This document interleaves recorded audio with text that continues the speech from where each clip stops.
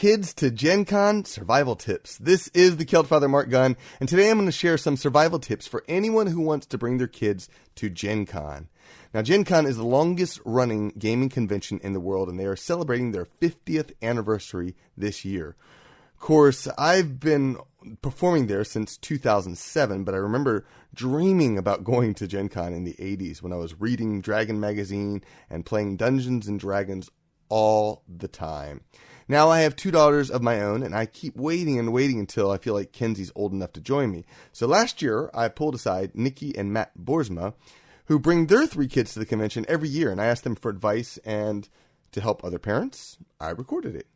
Oh, I don't think we mentioned it in the podcast, but GenCon also publishes a family fun guide, so make sure you pick up one of those at the convention. But before we get to my interview, I want to share a little bit of news about what I will be up to at GenCon this year. Now, not only do I busk at the convention every day, but I also do shows. This will be my busiest year at the convention yet. I kind of went overboard with the shows I set up. So Thursday, August 17th is the Comedy Cabaret. This is a show that features a whole bunch of different musicians, each playing a song and sharing a little bit of comedy. Right after the Comedy Cabaret, I'm doing my Hobbit Drinking Songs show. Those are in 2 different hotels. It's going to be fun trying to get from one to the next. Now, the first one, Comedy Cabaret, still has tickets available. The Hobbit Drinking Songs, technically, it is sold out. It's going to be in a fairly small room. Now, what that means, and I need to point out, is that if you want to attend the show, arrive early. And it would bring your generic tickets, and you still might get a spot. A lot of people, they buy tickets to shows, and then they don't show up. I don't know why. Maybe they're gaming still or whatnot, but they miss the show. So this is your chance to catch it. Arrive early, bring some generic tickets, and you can get in and watch the Hobbit Drinking Songs show. On Friday, August 18th, I'm doing a Firefly Drinking Songs show at 8 p.m. I think the Hobbit show is at 9 and the Comedy Cabaret is at 8. But Firefly Drinking Songs is 8 p.m. in the West End. Once again, this show is sold out. That's going to be a little bit, you want to arrive a little bit earlier because that one is a well-attended usually. So check that out. On Saturday, August 19th, I'm doing Silly Irish Songs for Cat Lovers. This is for my fans of the Irish Drinking Songs for Cat Lovers music. I decided to do a show there last year. It was a great success, and I'm doing it again. This show is at 2 p.m. in the afternoon. I wanted to do a daytime show so families could attend. It seems appropriate since we're doing a show about kids at GenCon. And then that evening at 9 p.m., Nerd Celtic Pub Songs is the theme. There are tickets available for both of those shows, so head on over to GenCon website and sign up. If you're looking for other shows like Mikey Mason, Andrew McKee, Dan the Bard, Damsels of Dorkington, and many more, then go check out my website at marcgunn.com/GenCon, which has details to lots more things. Now, I have a new CD that will be coming to the convention. It's called Name on My Soul, and it is by my band, Kilted Kings. My new Firefly CD is not yet done. The album is called As Long as I'm Flying. However, I will have postcards with info on how you can join the Gunrunners Club to get a digital copy of the album as one of the Patreon gifts. And on August 14th, you can buy my new single. It's called Wherever I May Roam, and it's the acoustic solo version. You can watch a video of that single on YouTube. Follow the link in the show notes. Now, if you're not familiar with the Gunrunners Club, it is my home on Patreon. 121 people generously pledge $1 per month or more to support my music. You get free albums like As Long as I'm Flying and Wherever I May Roam, MP3s, early versions of songs and lyrics, behind-the-scenes podcasts, a stereo version of the Pub Songs podcast, and a first look at new videos. And you can see all the cool gifts you'll get. There's like over 50. For just $1, head on over to marcgunn.com/us. And special thanks to Jen Wallace, who upped her monthly pledge. Thank you so very much. Finally, if you want to learn a little bit about my D&D characters, not only do I have a song called Those Are Characters Who Died on my album Sci-Fi Drinking Songs, but I also did an interview earlier this year on a podcast called Tell Me About Your Character. You'll find a link to both of those in the show notes. All right, without further ado, on to my interview with Nykki and Matt Boersma. I should point out that this was done live at the convention with kids running around. So it gets a little bit crazy, but they offer some amazing tips. So special thanks to Nykki and Matt who sat down and talked with me. Thank you so much. All right, here you go. Talk to you later. This is the Celtfather Marc Gunn, and I am here with Nykki and Matt Boersma at GenCon. And the reason I'm here is not only are they just awesome people who I like to hang out with here, but also they have kids. And I've been wanting to bring Kenzie here for a long time, for a few years now. So I thought, wouldn't it be cool if I could sit here and talk to them about this? And probably as this interview is going to go, it's going to be with one of them chasing a child in the middle of it. But we're double teamed here, so... what is the phrase that people have used? It's that basketball phrase, when you're when you're one person covers, or whether you're covering one-on-one, or I don't remember it. Never mind. Basketball not my thing. Sports metaphors are not my thing. I know. So. Epic fail comment at in GenCon. Exactly. Yes, I know. I like the phrase nevertheless, but that's beside the point. So GenCon. What do you think about GenCon? What do you think about kids at GenCon? Well, it definitely adds a different layer of planning that needs to happen along the way. The first few years we came with I think she was 3. I think at our oldest was 3 at her first GenCon. The 5-year-old and the 1-year-old have been to all their I think almost every GenCon of their life, just because we're crazy. I mean, the 1-year-old was 1 week old last year. So don't do that, by the way. Yeah, don't do that. Pro tip: do not take a 1-week-old baby to GenCon and then wonder why you're in terrible misery and tired all week. But that said, there's a lot more balancing of who gets to do what when. We can't both play a game at the same time or demo a game at the same time, unless we can easily have one of us dart off and wrangle kids. Like right now, Nikki's off wrangling 2 of the 3 kids, and the other one's standing around looking bored. Because I am. But you're going to be in the interview in a moment, so. Okay. No, that said, there's still stuff to do. In the exhibit hall, there's always a big space where there is area for the kids to play. Lately, they come in with all these boxes and they build huge, giant box castles. And then those get torn down and built up over and over again. They have games galore for kids too, and they do. There are certain events that are kid friendly. Yellow usually has a bunch of games that are kid accessible. What is Yellow? Yellow is a gaming company. They do board games, but they have everything from storybook themed games to different, more complicated ones. And okay, no, I don't have to run after the wandering kid. This is perfect. That's what I'm saying. Exactly, it's a great introduction to kids at GenCon. Okay. The other thing that the kids like to do is, or at least our kids, they love to come in costume. This kind of started because the first year we came with the 3-year-old.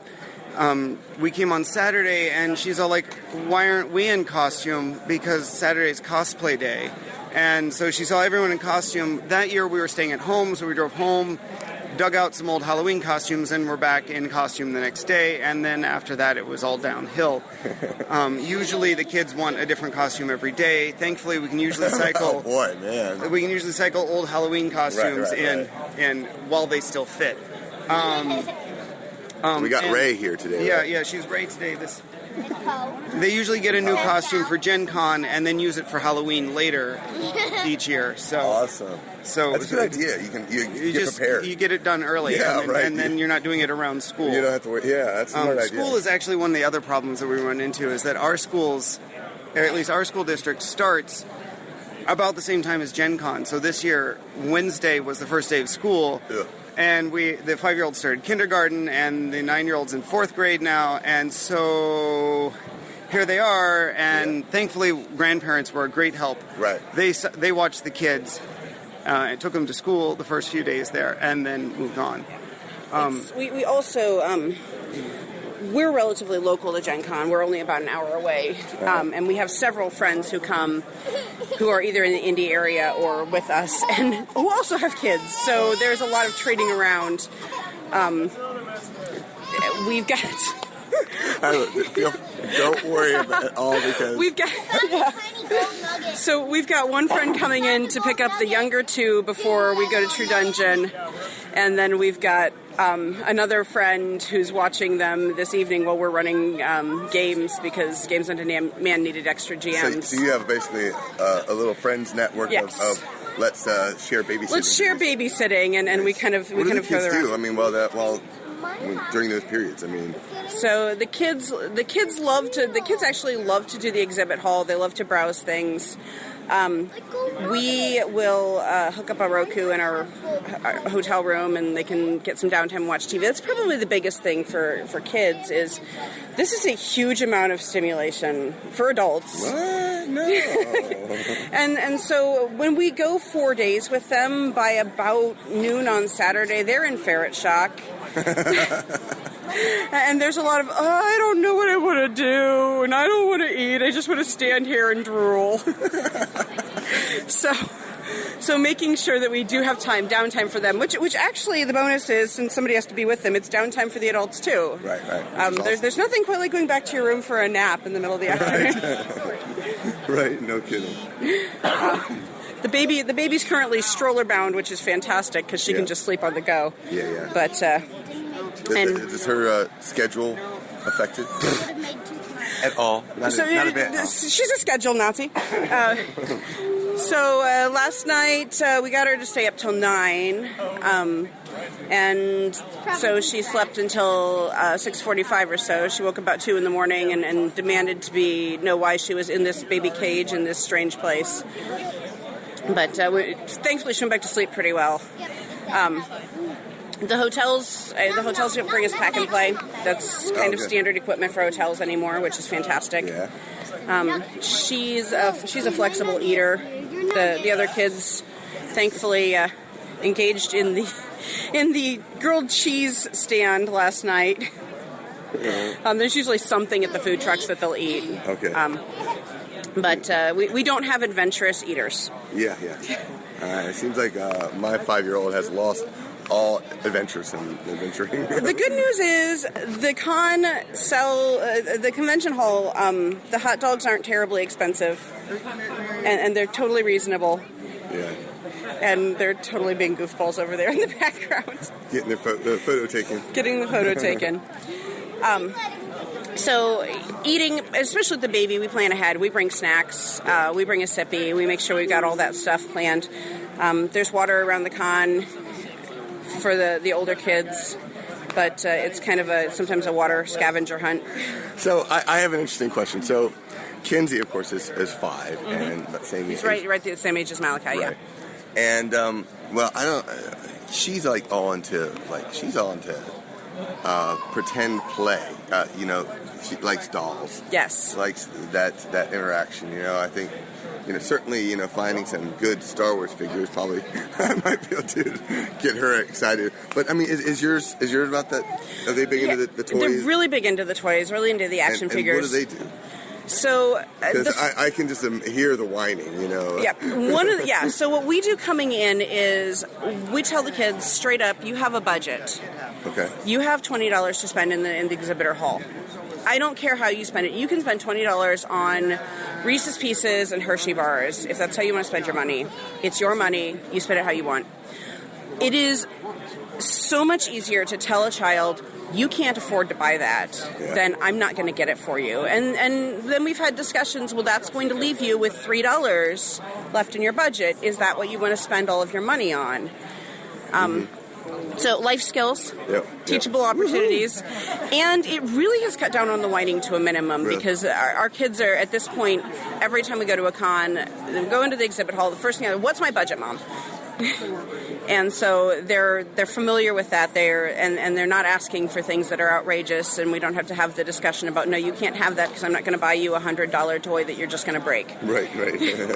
You may not have the vintage in-box Mark Hamill figurine. I'm sorry. I just can't do that to some poor collector's heart. Because it's coming out of the box next second. We've had that discussion. No, you can't afford that. Right. And then that's a lot easier to explain to them than why can't you play with this toy? You can't have this toy because you can't play with it. Right. The neat thing is that there are plushy dragons. There are things from myth and fantasy. One of the kids has a little tiny toy Cthulhu. Uh-huh. It's they're going to get stuff that's not traditional and not ordinary, and I'm a big fan. Do they play? Take these little toys and start playing with them throughout the con? Oh yeah, they'll play with them. Yeah. And then they'll get mad when we leave them in the hotel room. So, yeah, the biggest thing with kids, like you said, is pre-planning and kind of knowing when you go in. Okay, this is setting the ground rules. We sit down and talk with them before they go in. Every time, we're going to a convention. The rules. The older one has a little burner cell phone on her. Oh, cool. That she knows if she gets lost, she can call us. Okay. We sit down with the middle and point out, here are the GenCon staff. This is what the shirt looks like. If you get lost, what do you do? Yeah. You find somebody with a shirt, you tell them you're lost. GenCon does an underage kid registration. Uh-huh. So he's actually wearing one of those plastic water park wristbands with my name and phone number on it. Oh, nice. Yeah, and that's free with the badges. Are the badges different price-wise for kids? Nope. Same? Nope. Yep. What is the price for the badges? It's, I think, $75 or $80 for a 4-day. 4-day. But that was prepaid. And we paid day of going on sale. It's like $120 or something. Yeah, It gets significantly more expensive. So Yeah. If you're not going to hear me over the babies. No. If you're local, you're coming. If you're local, you're coming with a family. Come Sunday, it's $45 for a 4-pack of badges for Sunday only. Okay. Oh wow. Can't beat that. Yeah, $45. That's awesome.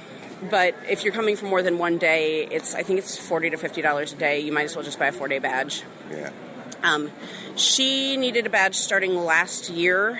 It's like 8 to 9 and up if they're participating in events. They're going to need a badge. Oh, so if you're 5? If you're 5, you don't need a badge. Pathfinder Society does some stuff that is targeted for some of the younger kids, and they're not too concerned with that 5-year-old crowd about badges. 8 and 9-year-olds definitely need to start thinking about having one if they're going to do events. Oh, so he can get into the exhibitors hall without a badge. Oh, okay. As long as he's with an adult with a badge. Obviously, if he tries to walk in on himself, security's on him. Right. But so he can. There's not a lot of stuff that he specifically ticketed events that he specifically wants to do. Right. We went to see Acrobatica Infinity, the circus, last night, and he liked that. And nope, he did not. Acrobatic Infinity. It's a nerd circus. Okay. So it's some contortionism, belly dancing, light hula hoops, stuff like that. Yeah. They've done aerials. They've done some little aerial stuff too, where they had a ring on a pole one year. But it also depends on what they can talk the hotels into letting them do on property, because they're like one of the guys was like, I do fire eating, and the hotel was like, no. I don't think so. Yeah. No smoking, either from your body or. So the three of us needed tickets for that. He didn't need a ticket. Okay. The baby didn't need a ticket. The younger kids give a lot of leeway with that. Okay, that's good to know. Okay. There is a kids area in the back of the exhibitors hall. Somebody needs to stay with them for that. Is there other services that they have for kids? So in previous years, GenCon has actually sponsored Sitters to the Rescue for a babysitting service on site. Uh-huh. It was con babysitting prices. They're not doing that this year. Sitters to the Rescue is a local indie organization that provides licensed and bonded sitters, and they are available for private engagements. Huh. They're kind of a fill-in. There are actually a couple of them in the area that do sitting services. There are 1,000 different ways to sort of verify that. Basically, what you're looking for is something that license and bonds and background checks their sitters. Yeah, gotcha. But there are several, and you can hire in a babysitter, or you can make friends at the con. How do you find events for kids here? I mean, do they have a special listing or anything? Really have a special listing. A lot of the events in the catalog will have a recommended age range. Okay. There's a difference between 13 and up and 18 and up. Some of the 13 and up events are just listed that way because they want your kid to be able to read, write, and do math. Okay. So we've successfully, Miriam has successfully played in full Pathfinder Society games without an issue. Okay. But she's a pretty advanced 9-year-old. Right, right. Your mileage may vary based on your individual kid. Right. So there's a little bit of listing of ages. There isn't specifically a kids track. There are spousal activities and there are some all ages activities, and those are kind of the things you look for. Okay. All ages is kind of secret con code for we are kid friendly. Gotcha. Okay. Do they have like games set up, not outside of like the exhibit hall, the events that are really good kids stuff? I mean, is that Pathfinder Society? Yep. Kids track. Kid-specific events, as long as they have basic reading and math skills, and a parent is willing to stay. I believe we just checked. The official ruling is 12 and under. A parent needs to be in the near vicinity of the table. 13 to 16, they need to be in the Sagamore Ballroom, which is like 15,000 square feet, I swear. And at 16 and up, they just need to be able to contact a parent. So. Age-appropriate supervision levels. Cool. The interesting thing with Pathfinder Society is you really don't want to sit at the table with your kid. Really? Because they're going to do stupid, newbie... You're laughing. You know exactly what I'm talking about. Don't roll that die. Wait, did you check for traps? Also, I just occurs to me, can you explain what Pathfinder Society is? Matt. Okay. Pathfinder Society is their organized play system where they basically give you a standardized way to build your character, and then they do some controls to keep loot pretty standard and all that between adventures. And so there's your GMs have certain modules that they run, and then you can be certain levels coming into it. They run these at cons. Sometimes you can get them at gaming stores. They'll run Pathfinder Society events, and basically you log, I completed this adventure at this place with this GM, and the GM logs it as well, and then they add some experience to your character, and you can get new gear as things go by. There, and they have some controls in there to make sure there's not, the one GM that hands out all the treasure in the world, and the other GM that gives you 5 gold for killing the dragon, right? Things like that. So they've got some standardization there, and then that way you can bring your character together. And I've actually had it described sort of like if you've done MMOs, WoW and things like that, the instance dungeons where you're just kind of thrown together with a random party, and you guys go at it, and they go solve the adventure. That's cool. So. Is there any other things that you can think of? Kid stuff? Kid stuff. I heard bits of it. I've chasing things around. And she talked about. I'm pretty sure she talked about the Sitters to the Rescue and stuff like that. The kids have done. We did a Pokemon tournament last year with that, and they loved it. They've done pretty much everything. They love the giant games because sometimes you can find King of Tokyo, life-size King of Tokyo cutouts, and they're doing giant King of Tokyo or giant Catan. Do they only do the demos while they're in the exhibitors hall? Sometimes. The older ones are getting better about that. Okay. So early on, they get a little squirrely. Yeah. And sometimes the demo tables are set for people standing up, and the kids can't see them, sort of things too. So things are. Now that said, also in the exhibit hall, sometimes. So bring a stool. Bring a stool or something like that. Not everybody needs it though. So, the dealer hall generally actually tends to be set up pretty well. That most of the kid-friendly stuff is at one end. Yeah. And if you're worried about things like the artist alley with the naked ladies on the pictures or naked, there's not too many naked men usually, but generally, those tend to be in a separate area of the dealer hall. That if you're concerned about adult content wandering into the right next to the Three Little Pigs game, it usually doesn't happen. I'm curious, for this year at GenCon, is the kids' games a little lighter than usual? Seems like it might be. To be honest, I've been running games pretty solid the last 2 days because we get a Game Master badge, and so the 2 days we don't have the kids, we're basically running games constantly, and so I've not had a lot of time in the exhibit hall. It might be a little lighter, but it's hard to tell. It's about the same size, I think, as previous years, except the exhibit hall keeps getting bigger every year. But I don't think that the kid-friendly area has grown buy as much as the rest of Do you things. think I could ask your oldest what her favorite Yeah, things you were? could definitely You can, come find talk out. to Miriam here. Miriam? Hey, Miriam. Miriam, Mark would like to interview you. I want to ask you really quick. I want to find out, what is your favorite thing about coming to GenCon? My favorite thing is probably that almost every time I get to do True Dungeon. You get to and do that's what? True Dungeon, and that's Dungeon. like the best thing What is True Dungeon? about True Dungeon is basically they set up this dungeon that you can like walk through and do different things in, but you need tokens to play it to do different things and stuff and that sort of stuff. Cool. And then I also like Pathfinder, which it's a role-playing game, and Now, it's just you, I don't know if you remember, but last year you made me a promise. Do you remember this? no. You said you were going to teach me how to play Pokemon. The Pokemon card game. The card Are we going to game. be able to find the time to do that? Don't lift that sign. It's not Yeah, probably if my parents brought the cards. Oh, yes, for it it. can close. Did you? forgotten those cards. Okay. Well, then, maybe next year. I'll get it as soon as possible, All right. okay? Okay. Well, thank you so much. Okay. Thanks so much, man. Sure, no, it's great talking to you, Mark. Thank you, Nykki. Absolutely. It was great to see you. All right. I'll talk to you later. This is, that was Matt and Nykki Boersma. Yes. And I hope you had got a little bit out of that. So if you want to come to GenCon and to bring your kids, you now know what to do and how to do it. I'll try to put some show notes together, which should be pretty intense. Lots of cool stuff. So, all right. Thanks so much for listening. Sláinte. You can support my music and travels for as little as $1 per month when you join the Gunrunners Club, become a patron of my music. If you enjoy this show, subscribe to the podcast and my mailing list at celtfather.com.